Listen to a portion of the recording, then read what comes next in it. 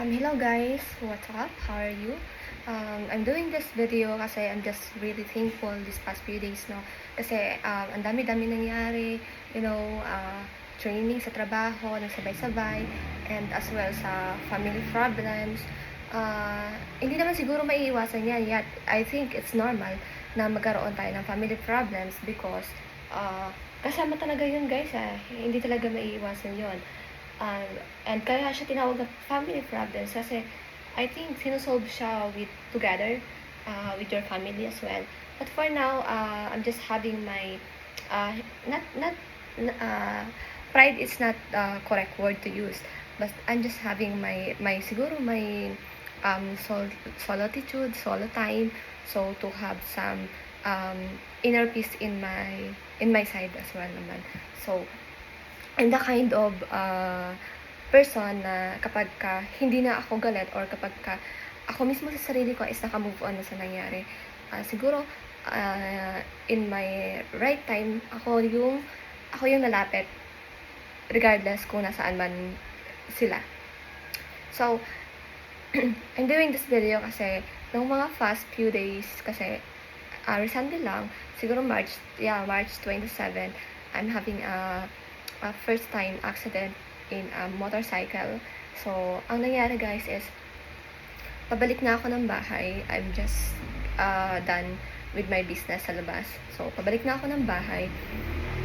Tapos, nag-book ako ng joyride and biglang may sumulpok sa amin na van L300. So, good thing, ayun, tama sa akin. Siguro sa balakang lang. And napa-x-ray ko naman siya guys, and don't worry, nasa process na ako ng recovery. Kasi March 27 lang, it's been 1 week ago, and may tama ako dito na sugat, namaga siya, and nag-block siya. And then dito din, kasi parang may nakapasok na small stone, kasi di pa sa kalsada. Tapos yung pagkakahulog ko dun sa motor, and parang dito sa head ko, minsan I feel it minsan sobrang sakit niya, and then ang bigat-bigat sa pakiramdam. Alam mo yung pagiging 30 na hindi pa naman ako 30. Parang in one time lang talagang naramdaman ko na ang sakit-sakit na ganyan. Grabe guys, kasi mahina talaga ako sa physical pain. Sobra. Kasi nung bata ako, hindi naman ako nagkaroon ng sugat. As in, last year, I had my accident din. Nung nag-outing kami sa work noon, parang mahuhulog na sana ako doon sa banyan, I think. Yeah. Pero naharangan lang ako ng isa naming katrabaho. That's why, sugat lang yun sa tuhod yung natamo ko. Pero sobrang sakit din. And then, it leaves a mark, ha. Ito. Ayan.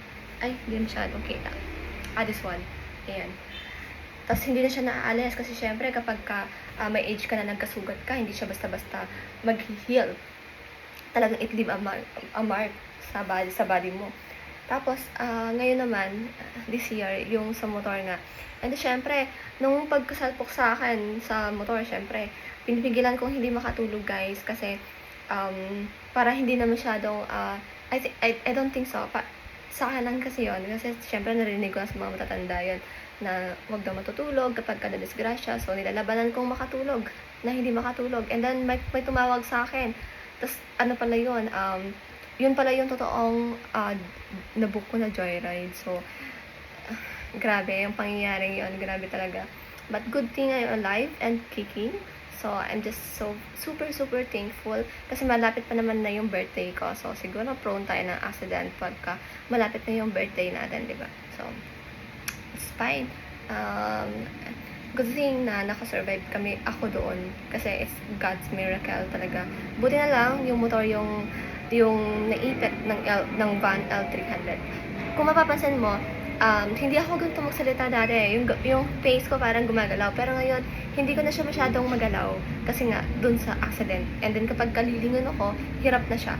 Parang gaganon pa ako para lang makalingon. Hindi na katulad ng dati na flexible. Wow, flexible. Yeah, flexible yung neck ko dati para makaka-turn around ako in, kahit hindi ko i-turn around yung body ko. So, ayun, parang, alam mo yan, parang in one time na, ang hinahina ko talaga sa physical pain, guys, grabe. Parang sa akin, bigyan na lang ako ng ng problem na hindi physical, makakayanan ko ba. Pero pag ganito kasi, grabe yung stress ko, parang, alam mo yan, ang sakit-sakit ng ulo ko talaga. Dito sa may bandang dito, tapos, parang dito sa may balakang ko, sa may spine ko sa likod, parang nagsasabay silang dalawa kapag ka sumasakit. Tapos kapag ka masyado ako matagal na nakaupo, doon ko nararamdaman guys, sobrang sakit. Parang siyang, alam mo yan, parang kumikirot sa loob, ganun. And then, may mga binigay naman sa akin na gamot, tinitake ko yon. Hindi ko masyado siyang matake kasi mahina din ako sa gamot. Parang, alam mo yun, parang wala na akong ginawa kundi matulog na matulog. So, it affects me. Grabe talaga. And then, sabi naman ng mga friends ko, sabi nila, small, ano lang daw to, small sugat, ganyan, unlike daw sa mga nangyari sa kanila. But ako kasi ang hina ko talaga sa physical pain. Ngayon ko lang talaga to nararanasan. Ang hirap-hirap pala maging adult, you know.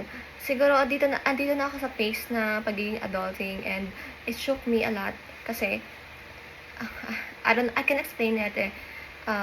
Siguro, ito na yung path na yun ng adulting. So, God wants me to take it and to trust Him as well. Siguro hindi ko lang masyadong na-handle yung accident na yun kasi it's first time, and talaga namang it got me a lot of thoughts, you know. Akala ko nga may mali na dito sa balakang ko kasi tapos iniisip ko pa naman na parang hindi na ako magkakanak. Diyos ko, 26 pa lang ako, baka hindi na ako magka-baby. My goodness.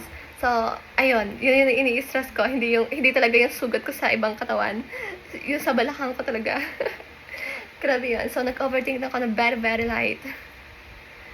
Di ba kapag may mga nararamdaman tayo sa physical, direct kasi yan sa nagiging emotional tayo, di ba?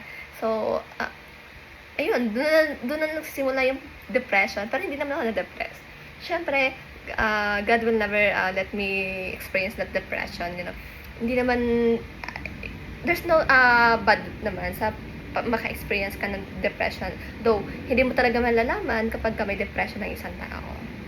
But, siyempre, by our faith in God nga, ayun, hindi good thing na masyado niyang hinihil ng mabilis yung puso ko. Wow. So, yun lang guys. I hope you had a good day today, and have a great weekend as well. Bye and take care.